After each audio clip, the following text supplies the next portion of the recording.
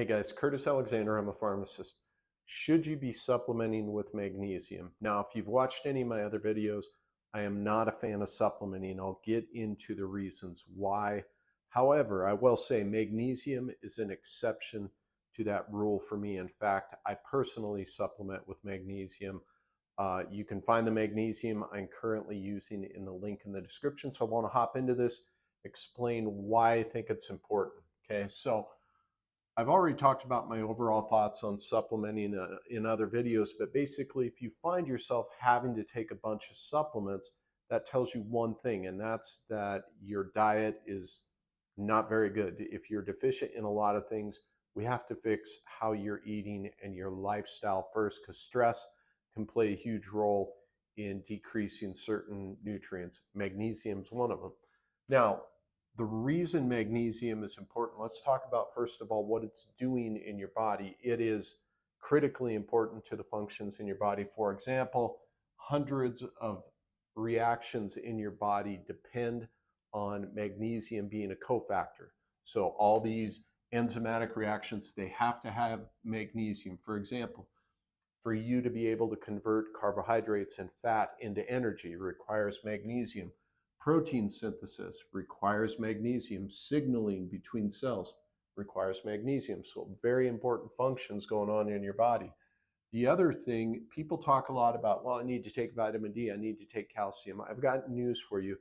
If you have poor magnesium status, the chances of that vitamin D, if you're supplementing, which I don't recommend most people supplement, but if you are, it's not going to do a lot of good because magnesium plays a critical role in your vitamin D and your calcium status.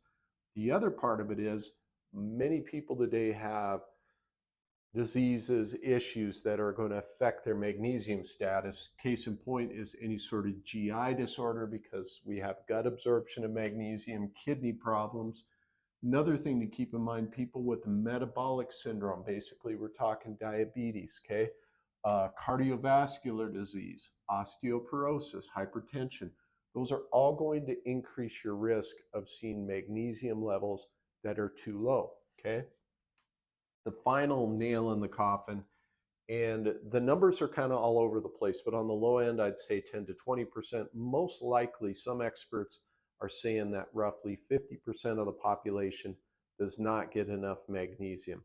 Now, obviously, how do you get more magnesium in your diet? A big part of that, magnesium is pretty concentrated in nuts and seeds. Personally, I don't eat a lot of those things, so I get it through other foods. However, when I track my food, I find that I'm short by getting enough magnesium, probably a couple hundred milligrams a day.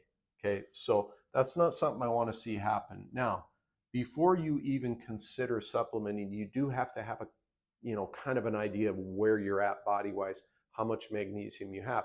Most docs, most people are going to go out and they're going to measure the blood. They're going to measure the serum.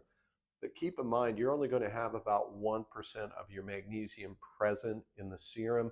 It can be affected by what you ate that day, your GI status, those sorts of things. So my preferred way to measure magnesium is to get a hair tissue mineral analysis. I'll put a link in the description to the company I personally use. If your doctor can't get that, you can use this company and get an HTMA analysis, find out where you're at, okay? The other thing I'd recommend you do is I'm currently working with a company that I use that monitors my food intake, and it's given me an idea of my magnesium status. But most of these calorie counters out there will give you an idea how much magnesium you're getting in your food. So we always start there and then make up the difference. Now, a lot of people get hung up on the dosage form. They'll say, what's the best form of magnesium? Keep in mind, they all have pros and cons. Personally, I find magnesium glycinate to be the best tolerated. It has pretty good absorption, and it's the one I personally prefer.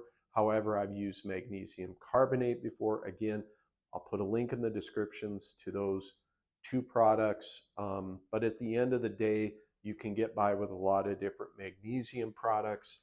The dosing, what I shoot for, again, right now I kind of have a rough idea. Most days I'm only getting, say, 100 to 250 milligrams of magnesium in my diet. Our RDA for an adult male is 420. So I supplement to make up that difference. It kind of depends on the day, how I'm feeling. So you need to know what you're getting in your diet. You need to know what your hair tissue mineral analysis is telling you as far as here's where you're at, here's what you need to supplement to make up the difference. Obviously, some people won't need to supplement. I'm not saying everybody does. All I'm saying is magnesium is very important to your body. You want to make sure you're getting enough. If it's hard to get through your diet, it is one of those things. I would be very comfortable. I personally supplement with magnesium. I think it's that important.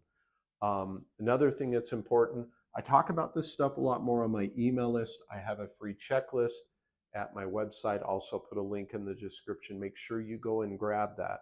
I talk about a lot of misconceptions in the natural health world. I give you safe and effective options outside of drugs and surgery. So make sure you go grab that. I hope this video was helpful, you guys. I'll see you in the next one. Thanks.